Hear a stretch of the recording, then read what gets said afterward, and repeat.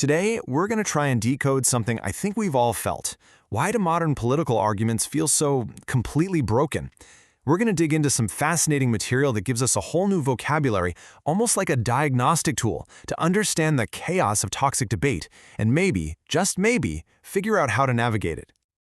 You know the feeling, right? You're trapped in a conversation, maybe online, maybe at the dinner table, and it just goes in circles. Nobody's listening, everybody's getting angrier, and it feels completely impossible. You walk away thinking, what was the point of that? Well, what if there's a pattern to that madness? What if we can actually identify what's going wrong? So here's our game plan. First, we'll tackle a really key distinction, peace versus harmony. Then we'll get into how debates turn into these epic battles of competing stories. After that, we'll look at the really aggressive tactics people use to just shut down a conversation. And finally, we'll explore a strategy for how to handle all of this chaos. All right, let's jump right in. We've got to start with this core idea from our source material because it really is the foundation for everything else. The massive difference between what's achievable in a debate and what's, well, an impossible demand. Okay, so on one hand, you've got peace. Peace is pretty simple. It's just an agreement to stop fighting. You don't have to like each other, you don't have to agree on everything, you just agree to coexist. Now harmony, that's a totally different beast. Harmony is this demand for complete emotional and intellectual unity. It's saying, not only do you have to stop arguing with me, you have to think like me, and you have to feel the way I do about it. And this is the absolute crux of the argument. The reason so many of these conversations just completely fall apart is that one side, or maybe both, isn't actually looking for peace. They don't want to just agree to disagree. They are demanding the total surrender of their opponent's worldview. They want harmony, and anything short of that is seen as a total failure and an act of aggression. To kind of map this out, the analysis gives us what it calls the pH scale. Now, P here stands for peace, but it's really a spectrum. At the very top, you have total harmony, a peaceful conversion, where someone completely comes over to your side. And at the absolute bottom, you've got hatred and war. It's a way to measure in real time if a conversation is moving towards some kind of understanding or if it's just spiraling down into conflict. So if these broken debates aren't about finding peace, what are they about? Well, this brings us to our next big idea. The source suggests they're really battles between competing stories or narratives that we use to make sense of the world. And this gives us our first key term, a lift, which is short for lies from the tablecloth.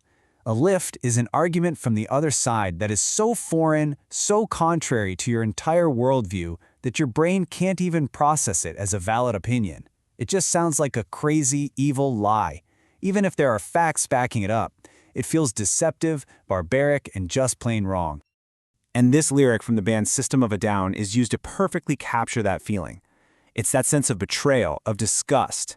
It's the feeling that the other person isn't just mistaken, they're being malicious, ungrateful, and they're attacking the very foundation of how you see the world.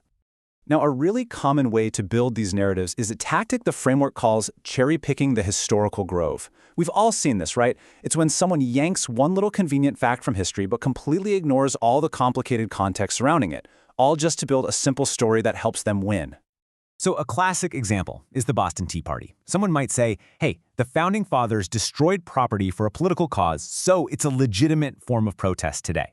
Well, that cherry picks one fact. Yes, property was destroyed, but it ignores the enormous context. The year was 1773. It was a colonial protest against a monarchy. The legal and social worlds were completely different. It's a way of using a tiny piece of history to score a modern-day point.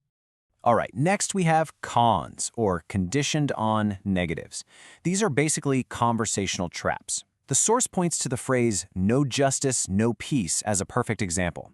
It sets up this vague, abstract condition, justice, that has to be met before we're allowed to have a universal good, peace. But the problem is, who defines justice? When do we know we've achieved it? It creates this impossible moving goalpost.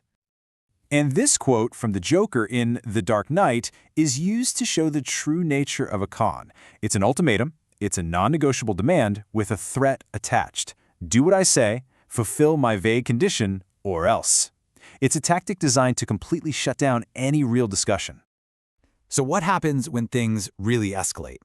That brings us to the most aggressive tools in the toolbox, which the source calls weapons of mass debate. And yeah, the name says it all.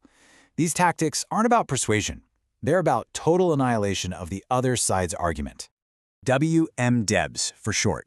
This is the moment in an argument when the goal completely changes. It's no longer about convincing the other person. The goal is now to frame them as so evil, so immoral, that they aren't even worth talking to anymore. It's a conversation ender. Now, one of the most powerful WMDs is a concept called passive fascism. I know it sounds like a complete contradiction, doesn't it? But it describes something very specific, the act of using the language of peace to justify really aggressive authoritarian behavior. It's when someone demands peace in a way that silences all opposition, which is a pretty fascistic thing to do. And this quote from the villain Ultron just nails that mindset perfectly. It's this absolutist, terrifying logic that says, my vision of peace is the only correct one, and anyone or anything that disagrees with it must be eliminated for peace to be achieved. It's the ultimate demand for harmony over actual peace. And finally, we have SHIVs. This is an acronym for Silence Heinously Imposing Violence. And this is the tactic of accusing someone's silence of being an act of violence. It's the argument that if you don't publicly speak out, if you don't explicitly agree with a certain viewpoint, then you are complicit in the problem.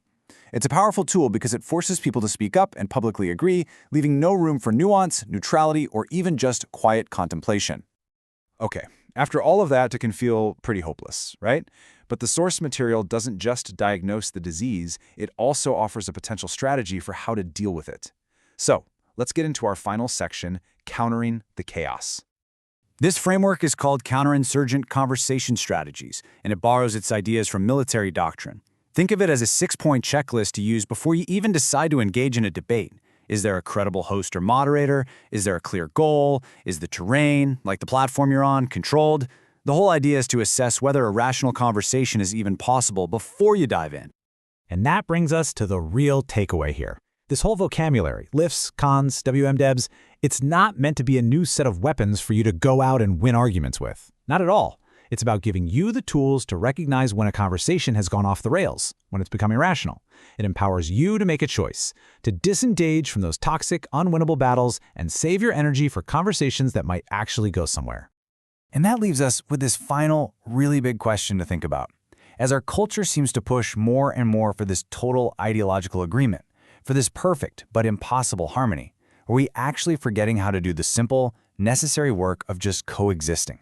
In our endless search for harmony, are we losing the ability to simply have peace?